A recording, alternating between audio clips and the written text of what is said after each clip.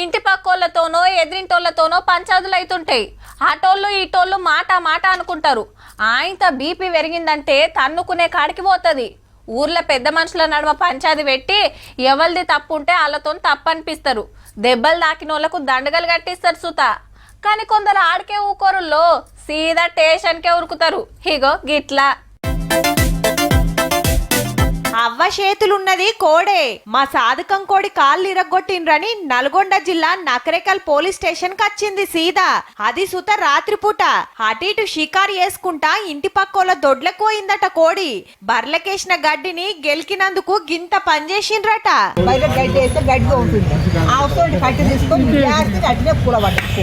ఊరన్నాక కోళ్ళుంటాయి, కొంకనక్కలుంటాయి, దానికే కొడతారా?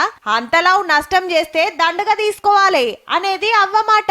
అసలు తింటే ఆడ కట్టేస్తారు, ఆ చిన్న పాయమాలు కట్టించుకుంటారు. మరి కోడి కూడా మరి ఆ పాయమాలు కట్టించుకోక కోడిని కొట్టిండ్రని స్టేషన్ కచ్చుడైందని నవ్వబట్టిండ్రు వాడున్నోళ్ళు. నవ్వొస్తుంది కదా ఈ సార్లకు.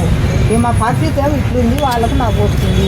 మరి ఇప్పుడు ఎంత దండగా కట్టియాలని అడిగితే దండు వద్దే వద్దు, దానికి ఒక శిక్ష ఎందుకు కొట్టింది, ఏంటి కొట్టింది, మళ్ళీ ఈ తాప పాలు తెరుకోకుండా మా జోలికి రాకుండా కేసే పెట్టాలి. దానికి ఎంత నాకు దండగా దలగవాడ. సరే రేపు మీ ఊరికొచ్చి మాట్లాడతాం తీ అని బుద్రికిస్తే గప్పుడు వెళ్ళిపోయింది. ఎహే కోసుక తినే కోడి కోసం పోలీస్ స్టేషన్ కి రావాలనా అనిపిస్తుండొచ్చు మనకు. కానీ అవ్వ ఎంత పాయిరంగా సాస్తుందో, ఏ పండుగ గోద్దాం అనుకుందో చూస్తుర్రు కదా.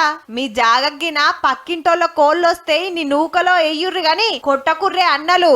అవ్వ చూపించిన తొవ్వల ఆళ్ళు సుత ఆయింత పోలీస్ స్టేషన్ కి పోగల మరి.